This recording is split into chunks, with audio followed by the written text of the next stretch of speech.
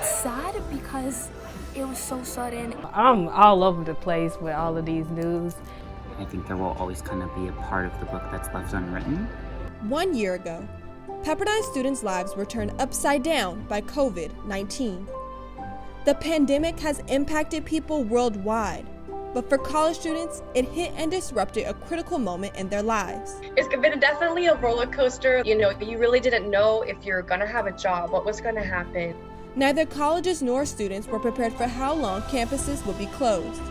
There wasn't any real guidance. I mean, very quickly we learned how to Zoom and how to do that kind of stuff. And both face challenges going forward. But with those challenges, there is also new possibility for connection and resilience. Honestly, I think I wouldn't have met a lot of the same people that I met if it wasn't for COVID. For students in college during the pandemic, they won't be defined by their graduation year, but instead by the virus that transformed their college experience. Welcome to this special edition of NewsWaves, the class of COVID. Welcome to this special edition of NewsWaves. I'm Christina Stratton. As you can see, I'm here alone in the studio on the Pepperdine campus here in Malibu. Pepperdine classes are still online and the campus is still mostly closed to students. So while there are 3 hosts to this show, we cannot all be here together. Hi, I'm TJ Barnholtz. I'll be one of the other hosts for this special. As Christina was saying, we each came in at different times to record. And while it may look like we're close, we, like a lot of college students, are still very distanced from each other right now. Hi, I'm Brianna Willis. While this is not the traditional way we've told stories in the past, we are still dedicated to bringing important stories to our community. We have a team of reporters. Some are in Malibu and some are reporting from their hometowns across the U.S., bringing you stories of how COVID-19 has impacted college students across multiple domains, including health and immediate learning challenges and long-term career plans. But we start by taking you back to last March. Before places of worship, restaurants, and shops began to close in response to the COVID-19 pandemic, college campuses, including Pepperdine, sent students home. At that time, nobody could imagine that 1 year later, the Pepperdine campus would still be mostly closed, and the whirlwind of emotions and evolving information the year would bring. March 12, 2020, just days after returning from spring break, the dominoes began to fall. Pepperdine sent students home due to COVID-19. We're all scrambling to figure out what to do. At that time, no one knew just how long it would last. March 30th, Pepperdine announced the first summer session would be online. On May 15th, a glimmer of hope. The university revealed they planned to bring students back to campus for the fall 2020 semester. But in the mist, protests erupted over the death of George Floyd. I can't breathe! I can't breathe! And thousands continued to march as they awaited the verdict of the killing of Breonna Taylor. Say her name! Breonna Taylor! Say her name! Breonna Taylor! Seaver College Dean Michael Feltner assured students on July 9th that the college planned to reopen in August. Because of COVID cases internationally, Pepperdine suspended all international programs for the fall semester. But as the number of COVID-19 deaths and cases grew worldwide, guidelines from the Los Angeles County Public Health crushed Pepperdine reopening plans. On July 22nd, it was announced that all classes for the fall 2020 semester would be online, leaving not only the administration, but students frustrated. It is different. Students like yourself come to Seaver College because they value the type of relationship that they can develop with faculty and with their peers. And across the world, an explosion erupted in Lebanon, killing over 150 people. In hopes to bring students back after the second wave of COVID-19, the university changed the academic calendar September 15th. Meanwhile, in a record fire season, more than 4 million acres of land burned throughout California. On November 7th, after counting votes for nearly 4 days, America made history, electing Joe Biden, the 46th president of the United States, and Kamala Harris as the first woman and first Black and Asian American elected as Vice President of the United States. People of this nation have spoken. They've delivered us a clear victory. On November 11th, Seaver College had to suspend international programs once again for the spring 2021 semester. In the last month of 2020, the global vaccine effort took off, with the first U.S. vaccine shot given to a nurse in New York December 14th. Days into the new year, thousands stormed the U.S. Capitol building as Congress counted the official votes for President Biden. And on January 8th, Pepperdine announced the spring 2021 semester would begin online. Nearly 2 weeks into the spring semester, a winter storm hit southern states, causing below freezing temperatures and power outages. After being closed for nearly 1 year, Pepperdine partially reopened its gates February 24th for some on-campus resources. But after being the first international program suspended due to COVID-19, Feltner announced the permanent closure of the Shanghai International Program March 10th. So what does the future hold? While Dean Feltner hopes Seaver College will soon get back to in-person classes, he believes there's a new normal on the horizon. Yes, I think we will return, but I think what we will define as normal is going to be probably a technology augmented or enhanced normal rather than a traditional normal.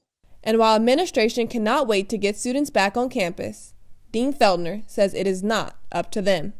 We know that things will change, but it's impossible to predict how they're going to change.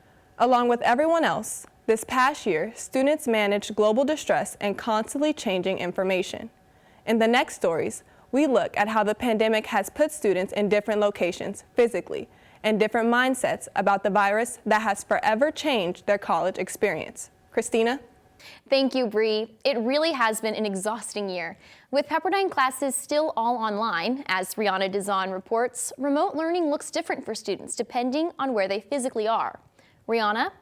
Yes, Christina. While many students have moved back to Malibu and Calabasas to be as close to campus and friends as possible during this time, others really are remote, logging into class from faraway places and different points in their college careers. For some students seeking independence away from home, remote learning has taken that opportunity. Just living at home, it's different. It's similar to like high school when you don't have that separation of work, rest, and like space. Junior public relations major Megan Villaverde currently resides in Long Beach, California, and says it's been a challenge building relationships with others. Socially, I'm more extroverted, so it's been a little hard trying to navigate how to connect with people online. Although she experiences Zoom fatigue, she has found ways to cope. I have been going on walks a bunch because the sun's out and there is no better way to get outside. So I'll go on a walk, I'll do my workout. International sophomore finance and economics major Mauricio Contreras has been Zooming into class all the way from Lima, Peru.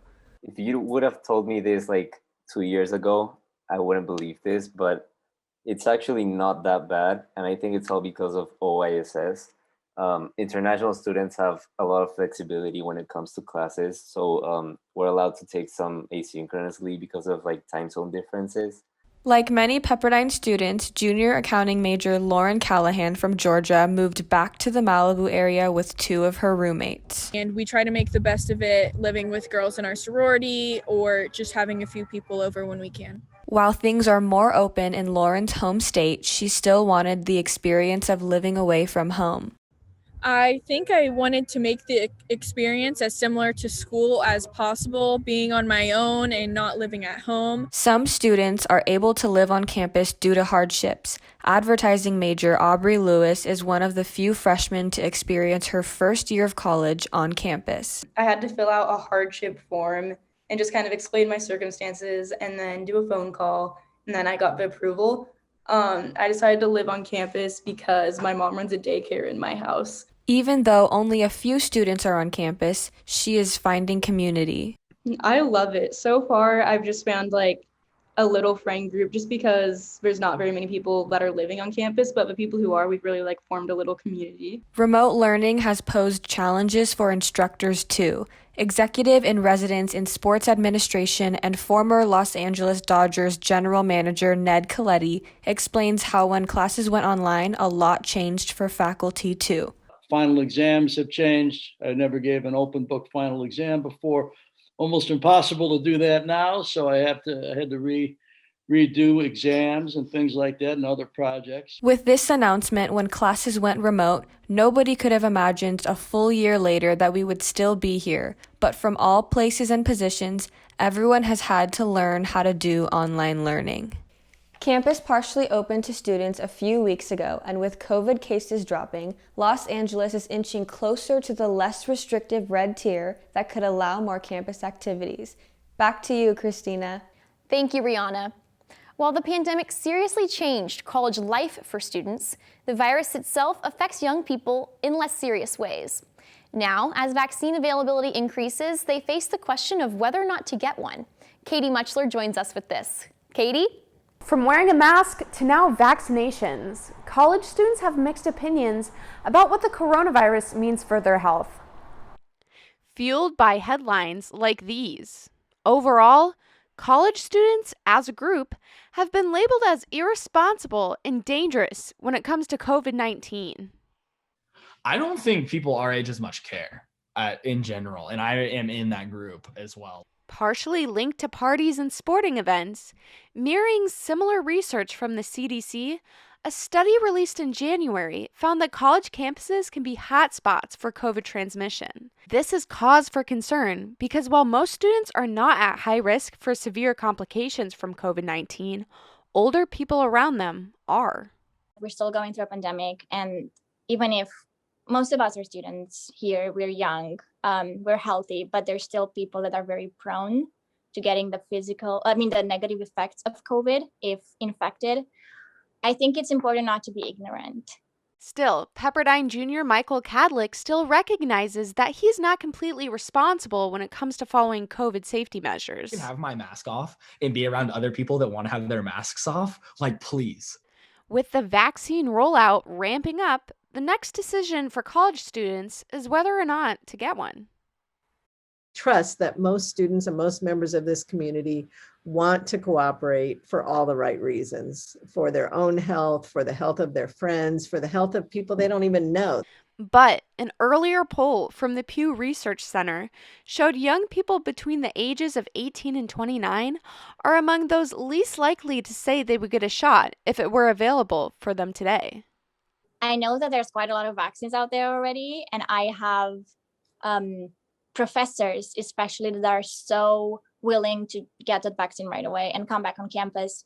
But I do have quite a few friends my age who are still kind of scared because of potential secondary effects. We still don't know a lot about the vaccine. Students like Pepperdine Senior Ina Bobis are hesitant about getting a vaccine, but some students and administrators are confident most will get them, especially if it means being able to return to a safe and normal life on campus. I think people are going to follow rules. I feel like people at Pepperdine, people at Pepperdine just follow rules. Like Pepperdine just announced this week that COVID-19 vaccine doses are now available to employees at vaccine clinics on campus. But we will encourage, for sure, students to get them now as they are able and get them as soon as they can. Pepperdine has been approved for distribution and has the Moderna vaccine. But Dr. Horton says the university is still expected to follow the state guidelines of who is eligible. So, even if they want a vaccine, healthy college students could be among the last in line to get one. Thank you, Katie. Still ahead in our special edition of NewsWaves. In some ways, it is more competitive this year. COVID and college admissions, how this stressful process became even more stressful during a pandemic and impacted students' decisions. And the first test was pretty much a disaster. I mean, she's totally stressed. She's responding to things during the entire test. It's not working. Students are freaking out. Plus, remote learning tests both students and professors. The challenges for academic rigor and integrity brought by virtual learning. But first, here are some ways you can safely engage and help others during the pandemic.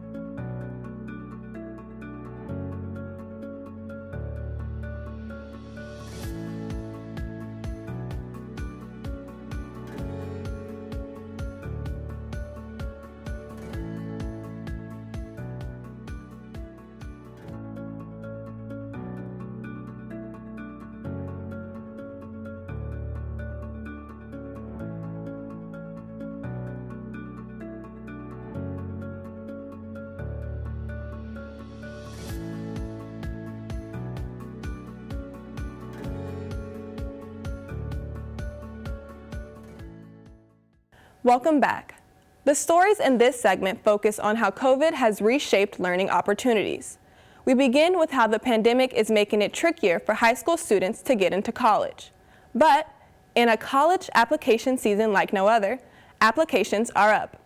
Joe and Christina covered this story together and join us with their report. That's right, Bree.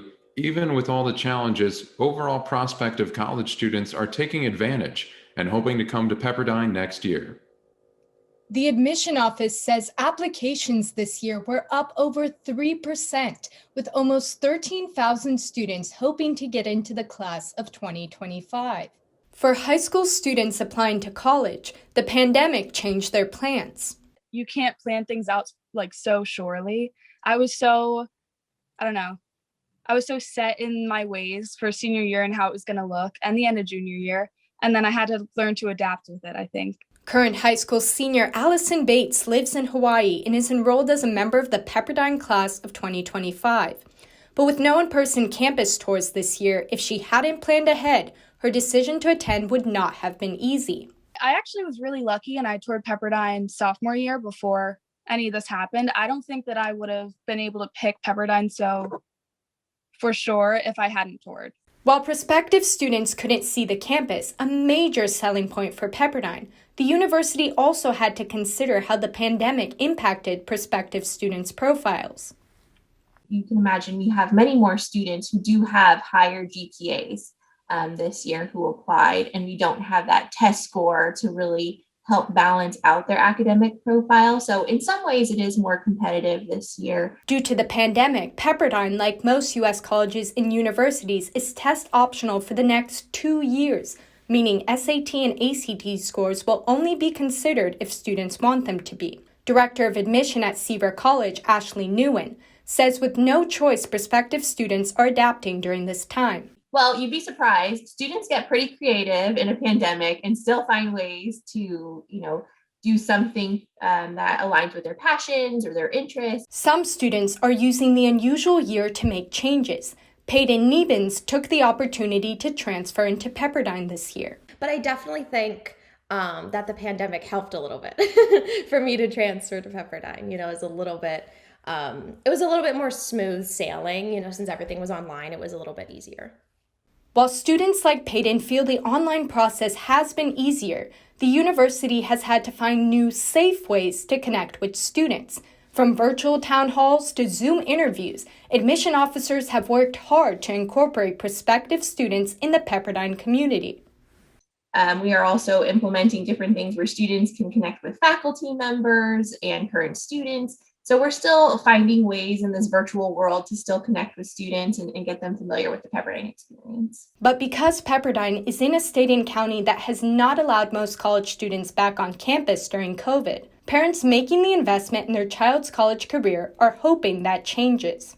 When we do hear from parents, I think their biggest concerns is campus opening and what is the safety behind that. With no campus access, for some students, making the decision to start their college careers during a pandemic seemed like too risky of a choice. Sam Jones, who lives in Denver, decided a gap year was the best option for him and will instead be joining the Pepperdine class of 2025. I definitely don't regret it, though, because I've been working, and so hopefully I can pay off a good amount of my college or whatnot. So definitely don't regret it, and I wouldn't recommend it unless it was, something like these kind of circumstances that we're in. The testing optional requirement that Pepperdine had to implement this year might stick. The university will be piloting it for the next 2 years to see. Back to you, Bree. Thank you, Joe and Christina. For current college students, the sudden switch to remote classes last spring brought a new style of learning that they did not sign up for, and many are still figuring out strategies to make it in an online learning environment. Christina has this story. Thank you, Bree. It's not only students who are struggling with online classes. Instructors have also faced extraordinary challenges with upholding academic integrity and figuring out remote assessments. One day we were in the classroom, 3 days later, we were online. Since everyone's kind of making it up as we go, there wasn't any real guidance. Very quickly we learned how to how to Zoom and how to do that kind of stuff. When COVID upended higher education last spring, Pepperdine's sociology professor, Robin Perrin, says faculty members were left to figure out what their instruction would look like on Zoom. There really weren't opinions expressed from the administration on how we should teach. For a whole year now, 2 words have guided course delivery: synchronously, meaning live on Zoom, or asynchronously, meaning material is recorded for students to complete on their own time.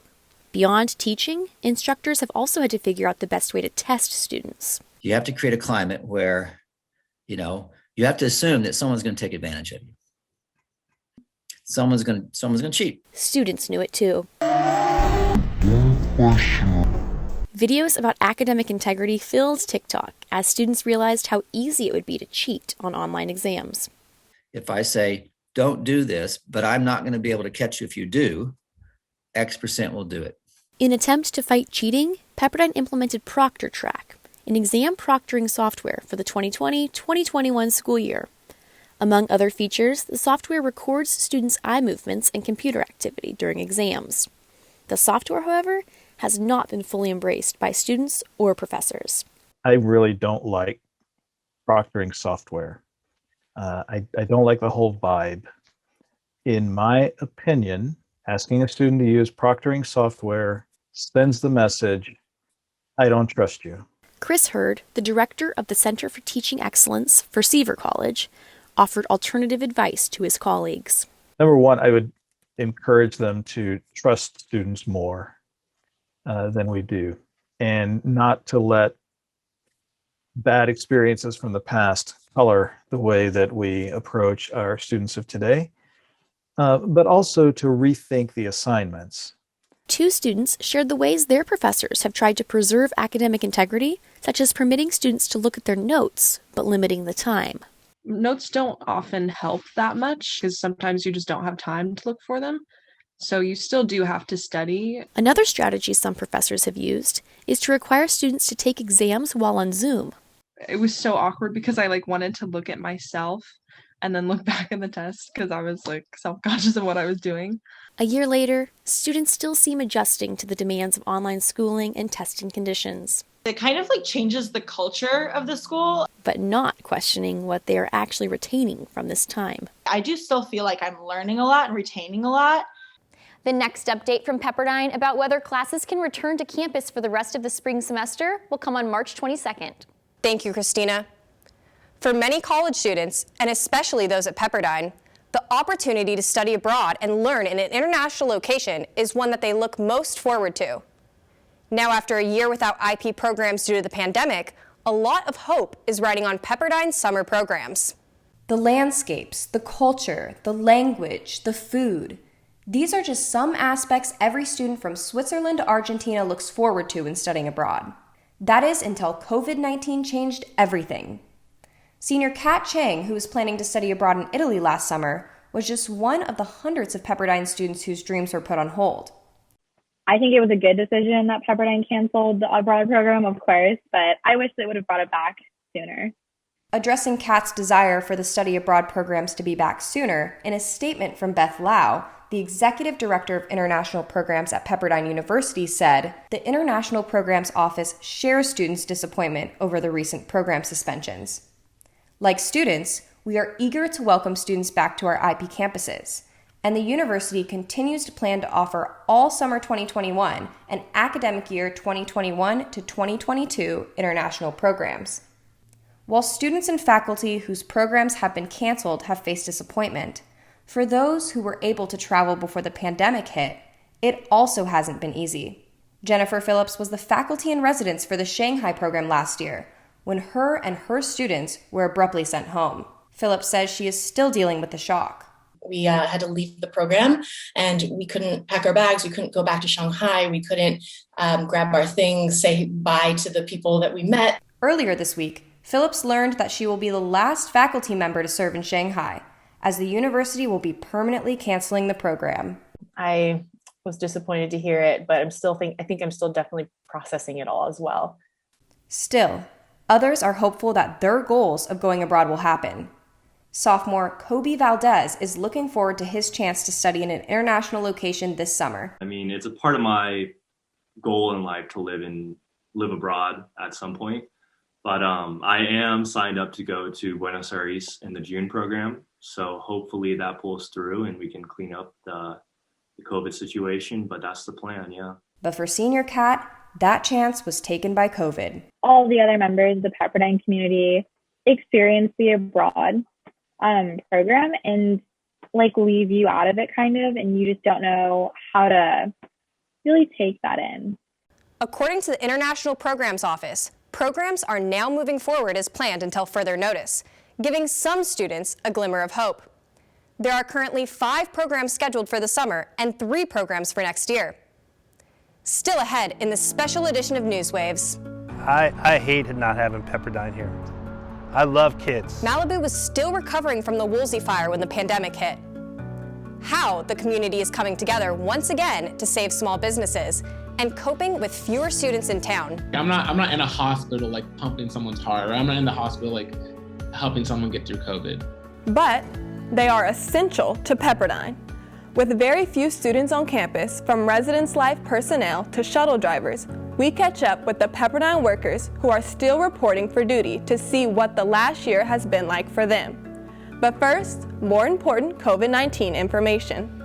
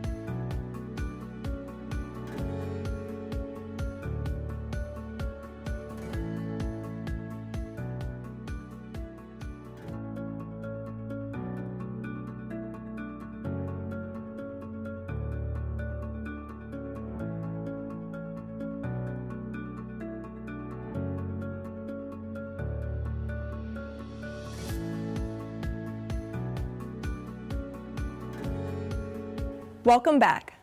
Throughout the past year, there have been some very important workers continuing to serve the Pepperdine community. Tanya Yarian and I sat down with some of Pepperdine's essential workers. Tanya? From campus security to housing, some essential Pepperdine staff have continued to work to ensure safety and community for those who remained on campus over the past year. It's been interesting. It's been definitely a roller coaster last year. You know, you really didn't know if you're going to have a job, what was going to happen. Despite not knowing if they would still be needed, when Pepperdine closed 1 year ago, essential workers at the Malibu campus learned there was still work to be done. Sodexo Director of Operations Elizabeth Nupude says while she typically oversees around 200 employees, there are now only 5 managers running the CAF, and they have actually had a lot of work to do implementing new COVID food safety protocols. We've had to rearrange the kitchen. We've had to, have stanchions and have stickers on the floors and have plexiglass everywhere. It's like working out of a fishbowl. And for students in quarantine, CAF employees and housing and residence life work together to bring students the meals they need. Taking care of them, loving on them, getting them meals, all that stuff. Like someone has to do that. That falls on RDs because we do live here. Staff members of HRL, including resident director Spencer Slater, have needed to be present to serve the 300 students who have remained on campus. Like I'm not in a hospital like pumping someone's heart, or I'm not in the hospital like helping someone get through COVID. But as far as like keeping up what we're doing here at Pepperdine, I do think RDs are definitely essential. While many employees of the university have been working from home the past year, for those who have had to be on campus, like the shuttle drivers, it's been a tough balance. Some of the obstacles for all our drivers, as well as you all, is the difficulties it's been to manage home life and coming into work as an essential worker, wanting to be here for everybody. But shuttle manager Sean Kavanaugh and his staff show up to do the job that needs to be done. We didn't know what to expect. We still knew that we had the strong commitment of wanting to serve whatever students we had on campus. And while campus is very empty, the shuttle drivers provide more than transportation. And we also realized that we had a purpose, right? And that was important to us. A purpose of understanding that we're serving a few students that are still here, and that we may be the only person that they may be seeing throughout the day. Public safety workers on campus have also had to adjust to the changes brought by new COVID-19 regulations. We've needed to be real nimble and make sure that we're ready to adapt to whatever the guidance is that's coming our way. So while most are still away from campus, it's reassuring to know there are still people continuing to work. As we always are, we want to help as many people as possible. And waiting for our return. We're still here for y'all no matter what it is. As campus regulations change, essential workers at Pepperdine say whether there's a few students on campus or all students, they will continue to provide for and serve them. Thanks, Tanya. As COVID-19 forced college students to move home, college towns across the nation are being affected, including Malibu. Miles Campbell explains how the city of Malibu has dealt with the pandemic and the loss of Pepperdine students. Miles? Malibu is known for a variety of different things: good weather, beautiful beaches, and the occasional celebrity sighting. However, many forget that for 7,000 Pepperdine students, Malibu is considered their college town. But with COVID keeping students at home, unlike some struggling college towns, city leaders say that Malibu has still been a very popular destination for people seeking safe outdoor activity. And some businesses have even opened up in the city during the pandemic. The Vitamin Barn in Malibu Colony Plaza Center is typically frequented by Pepperdine students for its smoothies. And those students have been missed this year by owner Gene Arnold. I hate not having Pepperdine here. I love kids. I love youth. I love the energy. I feed off of it. I mean, it means a lot to me to have Pepperdine across the street and to have them come in. Although many Pepperdine students were not in the Malibu area, the city has been far from quiet. Historical numbers. Never had crowds like this, ever. Mayor Mikey Pearson says tourists and visitors flock to Malibu beaches and trails despite local stay-at-home orders in Los Angeles County. Pearson made the difficult decision of keeping Malibu beaches open, a major factor in the increase in visitors. If they close the beaches, people are going to freak out. If they open, they freak out. I'm like, I can't in good conscience tell you to close them. So we didn't. Not only were beaches open during the height of the pandemic, many Malibu businesses did whatever they could to stay open, and some new businesses opened their doors to the public. It felt safe, and it felt like the right thing to do. It was scary, there was hesitation, but we felt we could approach it intelligently, and safely. So we went through with it. Jules & Watts, a specialty coffee and gelato shop, opened their doors on July 4th, during a record month for COVID numbers in Malibu.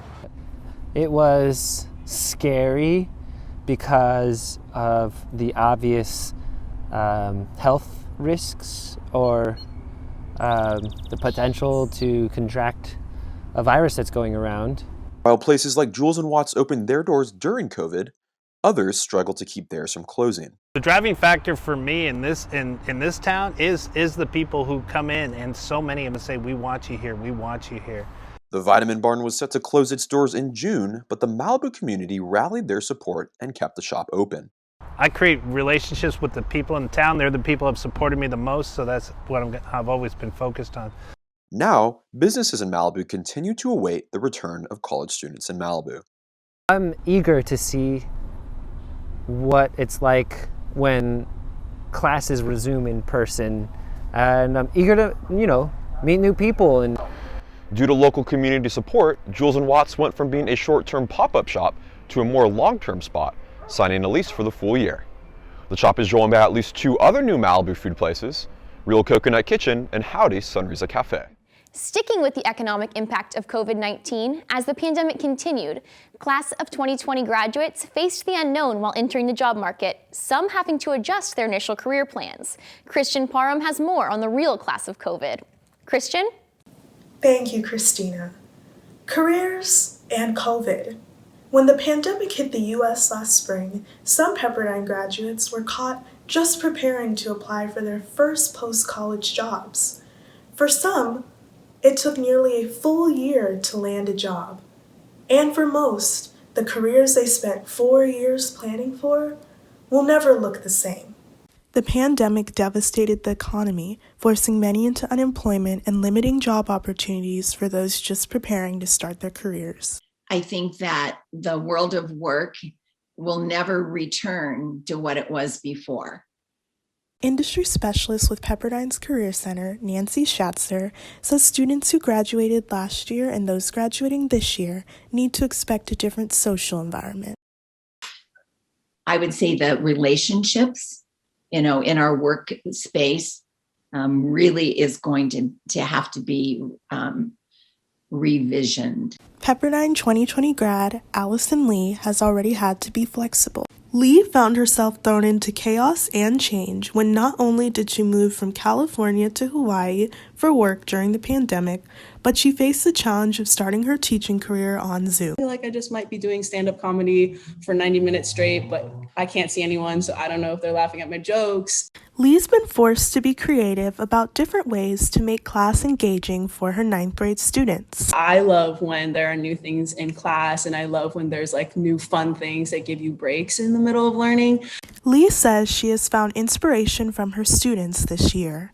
I think that they're very resilient in the ways that they've been able to adapt. So I think that only speaks to like how much more they can adjust. With people relying on news but also distrusting it more than ever, journalism is another field that has been impacted by the pandemic.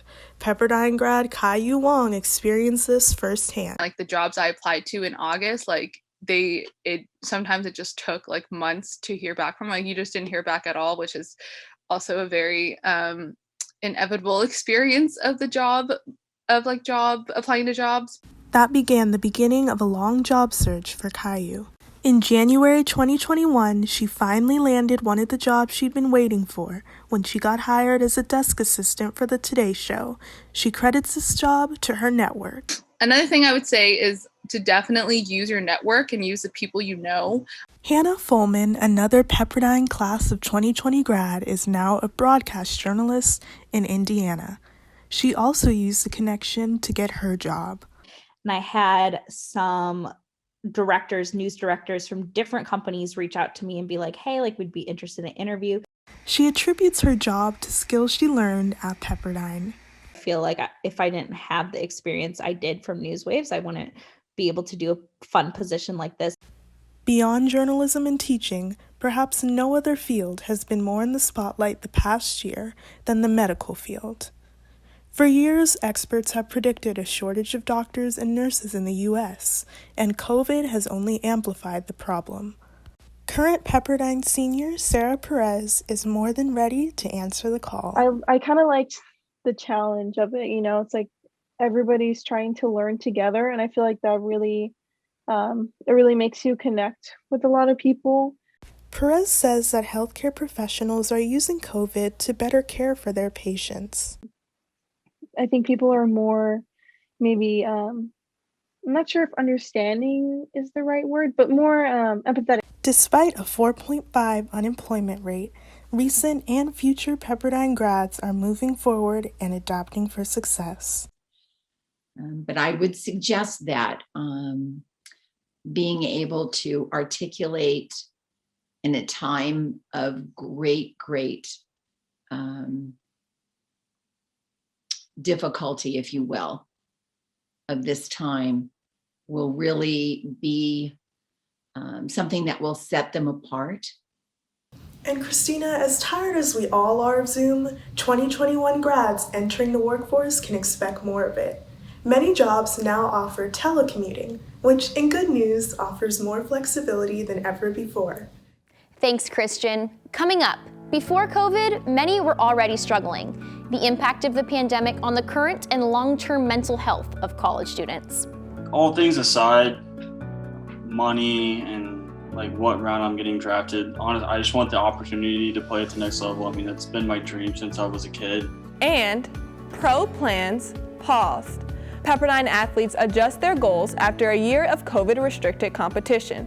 But first, for our audience in the Malibu area, some vaccine information.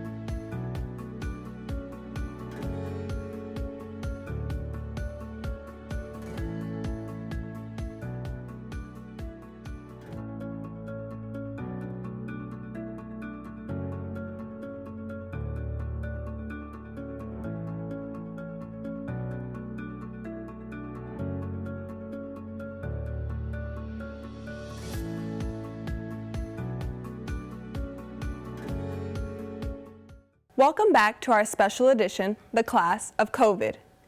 Experts say since the start of the pandemic, college students' mental health has only gotten worse. Georgia Zenka and I sat down with a professional from the Pepperdine Counseling Center. This is our 1-year anniversary show of, leaving campus due to COVID-19. And we've seen, effects on students' mental health. So what effects have we seen throughout this year, or have you seen throughout this year in your work? Anxiety, of course, students being anxious about themselves, their loved ones. I've experienced, of course, symptoms of depression. And then I think the other one that I've seen the most, especially recently, is just being lonely, feeling lonely and isolated. We found an article from Science News about how the pandemic is, causing a decline in the mental health of college students just all over the nation. So what do you think is causing a lot of this? I think for college students, it is these opportunities that they see as being quote unquote lost, or these rites of passage and these markers of matriculating kind of through life being taken away. I feel like our age group is really right now being told like, oh, well, you're still young, just, get over it, right? And so how should college students kind of deal with like our grievances being downplayed, like, oh, you're still young, but my senior year is gone. There's always going to be an adult or someone or a peer as you guys get older who's just going to downplay your how you feel about things. And I think the important thing is to, like Mr. Rogers would say, find the helpers, find the people who don't do those things, find the people who will support you in those moments. Also, become one of the helpers. Sometimes we can be really self-centered in how we view our life. One of the things that I think helps the most with life is how you look at it. A lot of the blame for the spreading of the virus is falling on college students. So how have you seen students deal with this blame? I don't know, young people, I just don't think it was your fault. I think there's a lot of reasons why. And I understand your inclination to want to be together in this moment.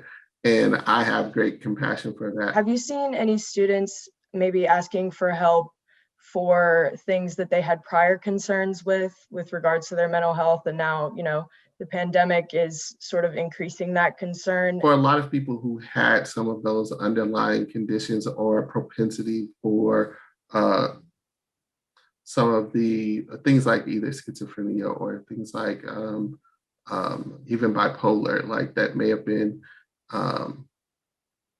some of the symptoms start to show up because of all of the increased worry or the dread that is actually out there. I think, there have been some students who we have seen who have gotten help and who have talked to us when they didn't have any clue of what some of those emotions were. Is there anything that you could say on behalf of people that are struggling, just to make it easier for those that have not been in that situation to kind of understand, and maybe how they can offer support to those who really are struggling with their mental health? If you see major differences in the moods of the people that you I would say intervene with kindness and ask questions, and if people will talk to you, get them to a mental health professional. A lot of times there's anxiety about the future, but what do you think that, the light at the end of the tunnel might be in this situation, and how can we sort of look forward to that without being so worried or anxious? It goes back to what I was talking about earlier, right? This how you look at the world, right? It can be, half full or half empty. I think being half full is a place where you can increase your mental and emotional wellness, but we are still here. And if we take that mindfulness approach, if we take that, doing our best and being where our feet are, we can find that the things around us, in the places where our feet are, there can be some pretty amazing things. As Jeff shared, there are resources for college students dealing with mental health issues at this time, but it is most important for them to know they are not alone. With a slow start to most college sports this year, the pandemic has altered college athletes' post-graduation plans. Austin Hall has more on this class of athletes impacted by COVID. Austin? 3 Pepperdine athletes have a chance to play in the pros after their final year, but for some of them, the changes in the 2021 season are putting their dreams in jeopardy.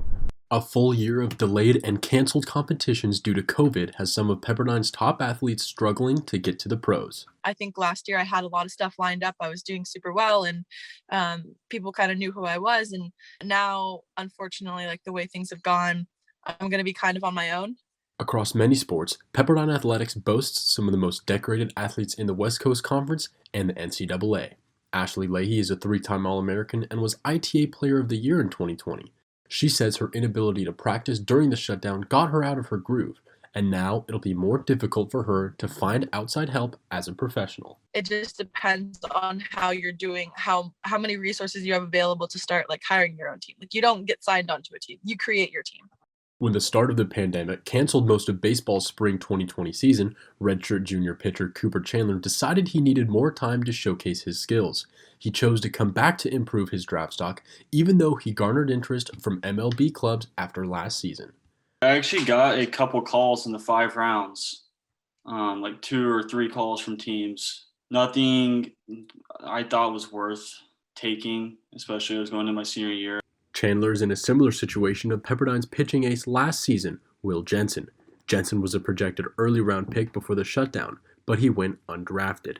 Now that the MLB has increased the total number of rounds from 5 to 20, Chandler feels it will help him be selected this summer. Like, all things aside, money and like what round I'm getting drafted, honestly, I just want the opportunity to play at the next level. I mean, that's been my dream since I was a kid. For Pepperdine soccer senior midfielder Joelle Anderson, she was expected to be drafted in early 2022. The shutdown allowed her to be eligible for this year's draft. COVID-19 didn't hurt her draft process, it just sped things up. Got drafted literally like knowing 3 days prior that the whole process was starting. So yeah, I really just was not expecting it at all. Anderson was a third-round pick in January, but unlike other draftees, chose to return to school for one more year. I could have gone this year if I wanted to. My time here like really isn't finished yet. I still feel like I have a lot to accomplish here. If Chandler gets back to 100%, he could be selected in the shortened MLB draft. Leahy will travel and play in any tournament she can after this season. And for Anderson, she'll report to the Houston Dash to start training in early 2022. Back to you, Christina. Thank you, Austin. Coming up, from Zoom attire to skip celebrations, I sit down with a panel of students and Pepperdine faculty and staff members to get their take on the past year. People ask me, my friends, my family ask me, like, how did you meet? And I'm like, I met online. And virtually connecting, how the Pepperdine community is staying together during this time. But first, some ways you can help with stopping the spread of COVID-19 and protecting yourself and others.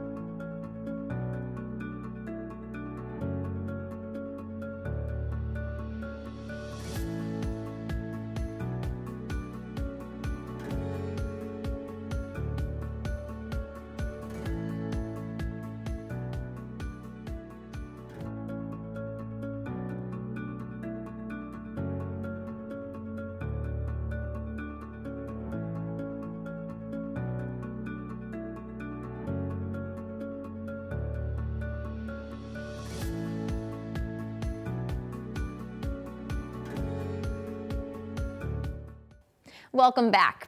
From unusual Zoom locations to masking up for the first time, the past year certainly brought us plenty of lows, but also some reasons to laugh.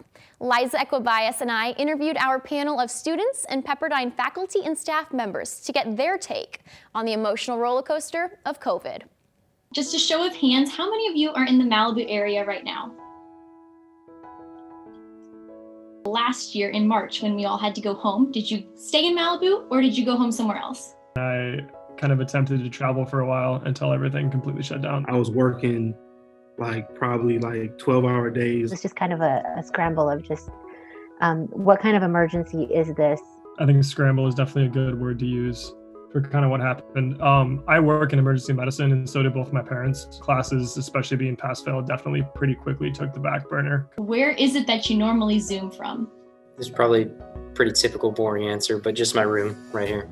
I'm usually like in the living room. I tried to be outside because I'm trying to enjoy the weather, but I can't see my laptop, so I've ended up sitting in my room a lot. For me, it was my dining room or my bedroom. I also am a caretaker for my mom, so I'm at her house now. So where is the craziest place that you guys have Zoomed in from? A couple of weeks ago from Yosemite National Park. I spent a few hours trying to find Wi-Fi or trying to Zoom from like the back of my car by a ski hill. How about cameras on or off? Which do you guys prefer? I'm a camera on guy. I generally prefer like camera off because in like a normal class setting, like you might have like the teacher looking you in the face, but this is like everyone in the class always looking you in the face. So having the camera on at least makes it feel a little bit more personal. I usually turn it off because a lot of times I just be waking up. You're getting ready in the morning. You've just put on a nice shirt. Are you team pajama pants or team real pants? I'm definitely pajama pants or sweatpants because, I mean, if nobody else knows, might as well go for comfort, right? If they can't see like from anywhere down from here, then anything goes. Sometimes I wish I could be so adventurous, but I'm the kind of person that needs to get dressed every single day. Definitely more pajama pants. Tell me about your first mask. Do you remember where you got it, what it looked like? I think my first mask was like a bandana that I was using. My dad bought like a bunch of masks from like a local small business in Austin. It's like a cloth pack of 5 from TJ Maxx. How many masks do you guys think you have? I know I have like at least 5 underneath the seats in my car. I think I have like 10, but I feel like I overbuy them for my kids.